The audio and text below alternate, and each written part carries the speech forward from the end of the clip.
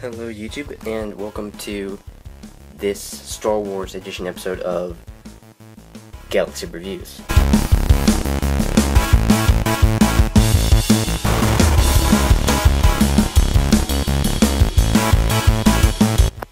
And today I'm going to review the massive 6211 Imperial Star Destroyer. Now this thing is from 2006, and it is big. It is very, very huge. So I just ended up building this like a few weeks ago. I ended up having some friends who found it in a foreclosure, and I ended up ordering some spare pieces that were missing and ordering the minifigures, and I ended up with the complete set. So without further ado, let me move the box out of the way, which is big, as you can see. And I will bring in the massive Star Destroyer. There we have it, the gigantic Imperial Star Destroyer. Now, this thing is 1,366 pieces of just hugeness. So, I'm going to pick up the camera here and show you the whole thing. It's kind of a 360-degree view.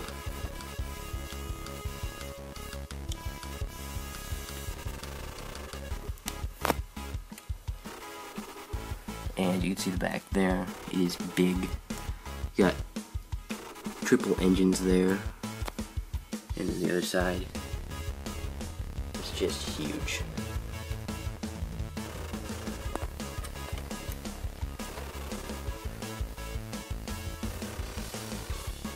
Cockpit there.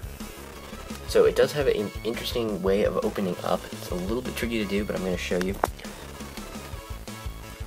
It opens by way of this lever here.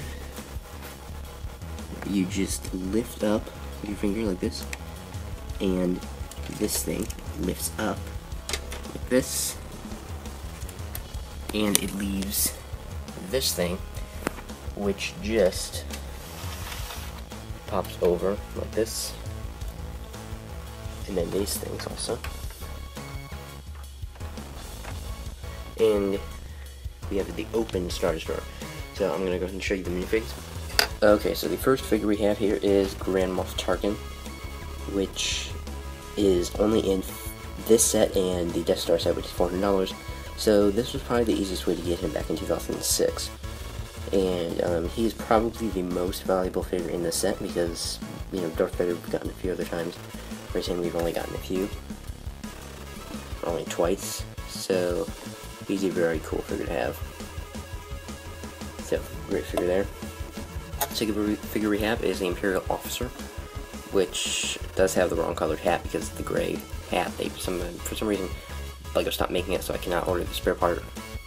But anyway, pretty much a simple figure, just with the smiley face. Pretty simple compared to today. They probably would be a lot more detailed in 2014. Or even in like 2012, but this is 2006, so you'll have to excuse LEGO's lack of detail.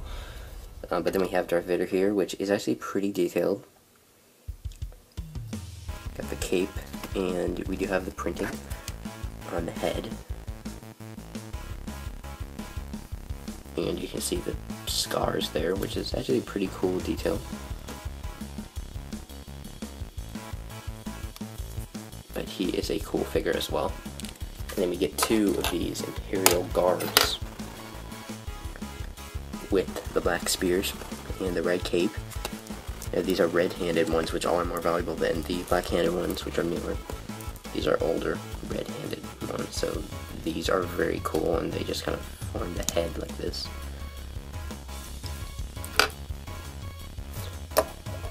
And then the Stormtrooper. You get two of these with the symbol blasters. Very simple with the flesh-colored head. Back printing. We get two of these, just like the Imperial Guards, or the Royal. Lastly, we have the R2-D5, which is basically a black and orange version of R2-D2. So, pretty simple astromech droid. Always good to have those. And that concludes our minifigures. So let's take a deeper look at the Star Destroyer. Okay, so let's take a deeper look at the inside of the Star Destroyer. So first off, we have Darth Vader's chamber, which, as you probably remember from episode 5, is where he sat and kind of did his meditation chamber. So these things do fall off easily, which is kind of annoying. But they do move. You can get them to cooperate. I just have to grip them like that, and the chair does spin around. Then we have this cool mechanism that is made out of these pieces that can slide and grab Darth Vader's helmet, which, grab the helmet here. Right here. You can grab it when it's on the stand. And we can take this arm thing, and if we can get it to cooperate without falling off, you squeeze it like this. It's a little bit tricky to get it in there, but if you can get it to work, which it's going to work for me, you can slide it on over to Darth Vader when he's in there, and put the helmet on him, which is a pretty cool feature from episode 5. So there you go, that is a cool feature. And then over here, we have the hologram, which you can see here is of the Emperor. Let me just take this piece off. It's a little hard to take off if I can just do it. Okay, there we go.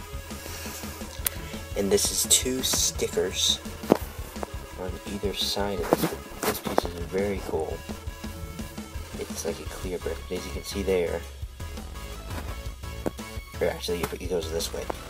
You can see as you move it in the light, it looks like a fuzzy hologram. So it is a very cool piece. It's transparent. So probably one of my favorite details of the set, as it just adds so much to it.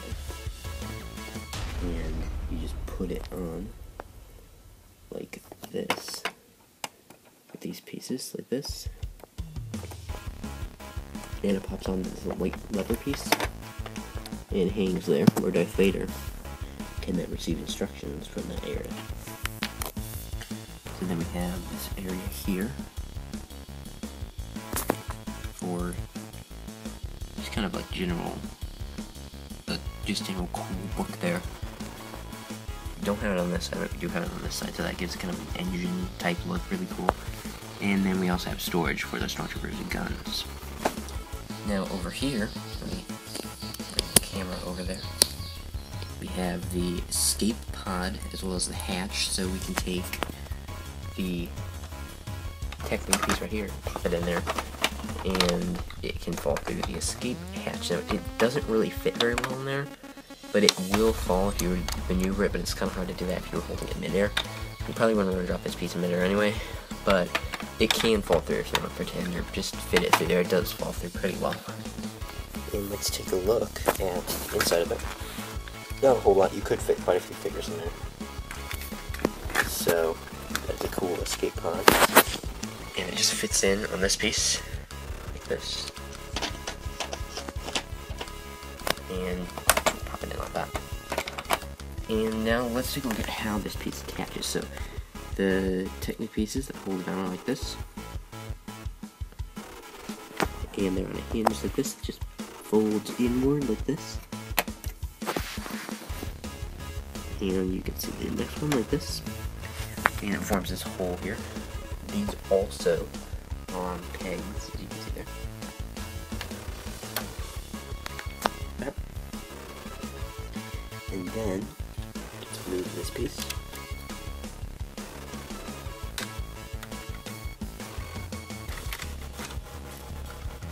A little bit tricky to pick up, but see if I can do it.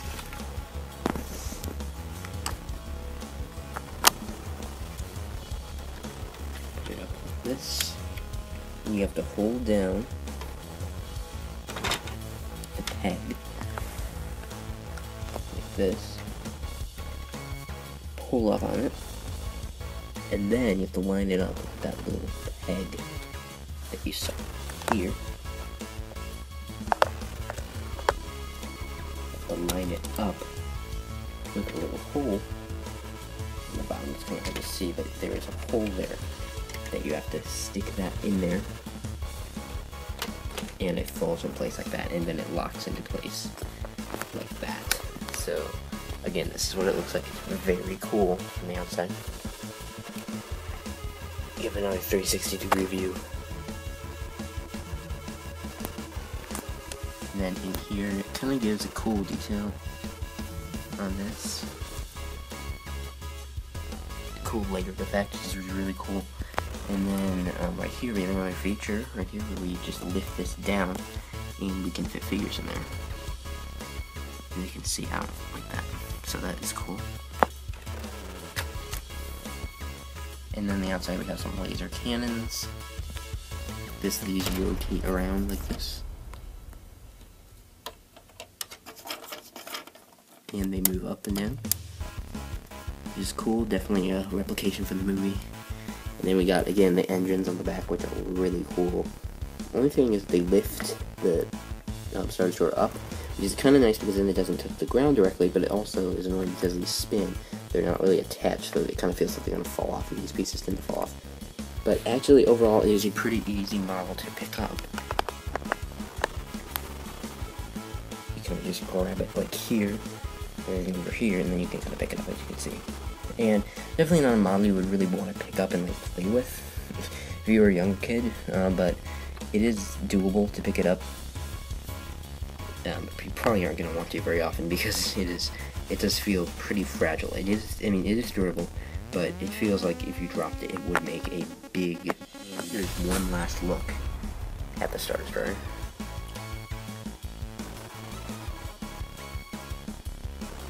Okay, so overall, I love the set. It is by far my favorite set that I have.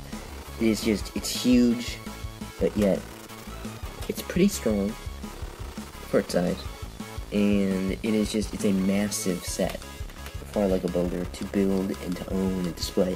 It's so fun, and it is just really cool. So right now, the retail price would be around $200 to $300 new in the box. It retailed for $100, which was an absolute steal if you would get it back in 2006.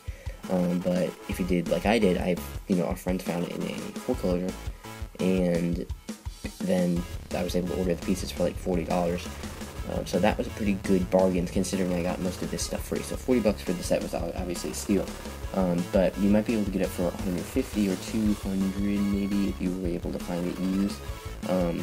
But just shop around if you really want this set because it definitely is worth it. I don't know if I would pay $200 for it, but I mean $40 was a steal for me. So I mean it was really a fun experience to be able to build and enjoy just really displaying the set. It's really a fun set to display and build. So yeah, I love the set. I just kind of wanted to show you guys what it looked like and just kind of show you around it, show you the minifigs, and I hope you've enjoyed it. So be sure to subscribe, hit the subscribe button right there, and also be sure to subscribe to Jake Bites right over here because he is just starting out YouTube and he has some awesome videos. So click on that video right there. He does some Minecraft videos and tutorials and tech reviews, all kind of geeky stuff, kind of like me. So be sure to subscribe to him and subscribe to me also right there. That would be great if you subscribe to both of us. Thank you, and I'll see you guys in the next geeky video. Again, this is Geek. Thank you for watching and have a good day.